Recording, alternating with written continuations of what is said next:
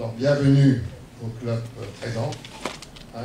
On regrette parfois que tous les clubs ne sont pas représentés, et en particulier les clubs professionnels. C'est pour ça que je signale la présence régulière de Rennes avec Patrick Rampillon, qui est toujours présent à nos tirages. Donc merci Patrick d'être présent. Donc félicitations aux clubs qualifiés, et plus particulièrement aux 5 clubs encore de niveau 2, encore qualifiés à ce niveau. À savoir, donc Mondeville, sont présents, Mondeville, normalement il devait arriver. Donc le Paris FC, je sais que le Paris FC est représenté donc en force par de nombreux joueurs. Vertou, bravo, donc Haguenau, qui est présent aussi, ainsi que Nîmes, c'est un peu plus loin. Donc la Coupe Gobardella, comme vous, Union sont présents aussi, je crois. Oui, on est marqué présent. Oui, oui. Il est là. Donc toutes les rencontres des 16e de finale ont eu lieu, contrairement au tour précédent où on avait quelques difficultés avec les terrains praticables. Et comme le prévoit le règlement, les 16 équipes qualifiées ont été réparties en 2 groupes. Et également, comme pour les féminines, on a un peu coupé la France légèrement en diagonale. Alors, les matchs des 8e de finale se dérouleront donc le dimanche 15 mars sur le terrain du club tiré en premier. Il y a donc inversion. Si le club tiré en premier est d'un niveau supérieur au club tiré deuxième, donc inversion. De même que si les 2 clubs sont du même niveau, mais que le premier a reçu alors que le deuxième s'est déplacé, il y a également inversion. Donc pour ce tirage, nous avons le plaisir d'avoir le président, donc qui est présent à presque tous nos tirages. Le trésorier et le secrétaire général. Voilà, ils sont présents aussi. Et mieux que le FC. Et le plaisir d'accueillir donc Sylvain Carpendeuil. Hein, tout à l'heure, on vous a fait le plan de sa carrière. Hein, je rappelle, dans 4 clubs professionnels, plus de 400 matchs en L1. Donc c'est quand même un chiffre. J'ai regardé tout à l'heure, ça prenait, je dirais plus. Sylvain, combien 500. Vous voyez ça? Alors, vous voyez, je suis loin du compte, puisque 580, je crois que c'est rare. Hein.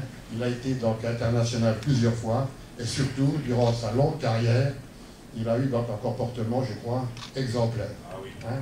Actuellement, il est donc président de l'UNFP, donc vous voyez qu'il est bien dans le football. Donc merci Sylvain d'être présent. Quand je t'ai sollicité, donc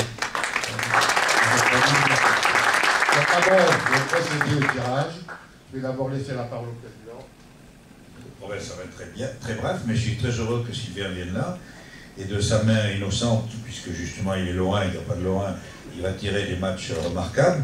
Je ne sais pas comment vous avez coupé la France, en travers, hein, oui, en travers, pour éviter les déplacements, mais bon, il y en aura toujours quand on arrive au stade des 8e, hein, c'est difficile d'imaginer que tout va être dans un petit périmètre.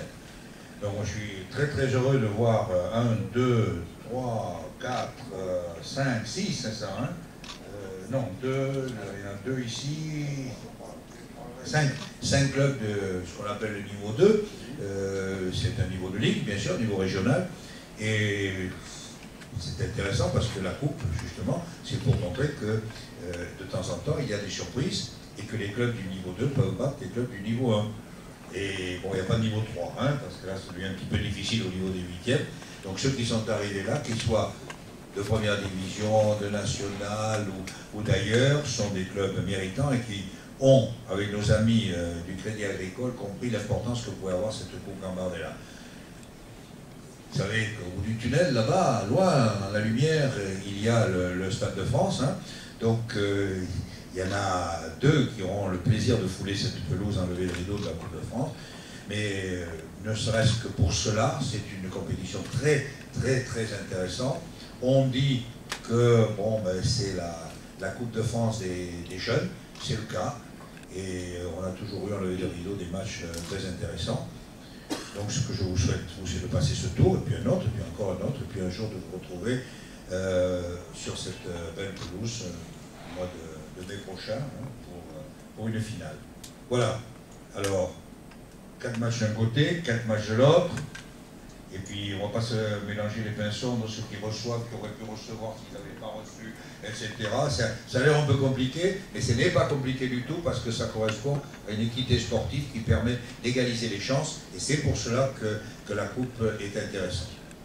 Voilà, messieurs, dames, le tirage va commencer. Il n'y aura pas la grande musique genre Champions League, mais le cœur y est. Hein. Deux, trois petits mots également avant de démarrer ce tirage. C'est vrai qu'on vient de faire un très beau tirage pour le challenge féminin. Il y a quelques chocs intéressants. Donc merci à ceux qui se sont déplacés, ça a été souligné. Merci président, enfin au président au pluriel, de m'avoir invité à ce tirage. C'est toujours avec plaisir que je réponds. Quand M. Pell me l'a proposé, je n'ai pas hésité une seule seconde. On prend de temps en temps le train, le TGV, puisqu'on est installés tous les deux près de Metz. Ça s'est réglé comme ça, des petites affaires qui se règlent comme ça. Et donc merci de m'avoir convié à ce tirage. Et donc, il y a de belles équipes et il va y avoir de belles rencontres. Donc, moi, la Gambardella, je n'ai pas eu l'honneur de la gagner quand j'étais junior, puisqu'à l'époque, c'est comme ça qu'on appelait cette catégorie d'âge. Je ne l'ai pas gagné, donc je sais que c'est compliqué et que les équipes qui gagnent cette compétition, et Patrick, avec Rennes, je crois, a gagné et a toujours bien figuré, encore présent. Donc c'est vrai que c'est une belle victoire. Les clubs pro également sont très friands de cette compétition. Et il y a 7 clubs de L1 qui sont encore en lice. Donc le PFC, on va voir ce qu'on vous réserve. Merci.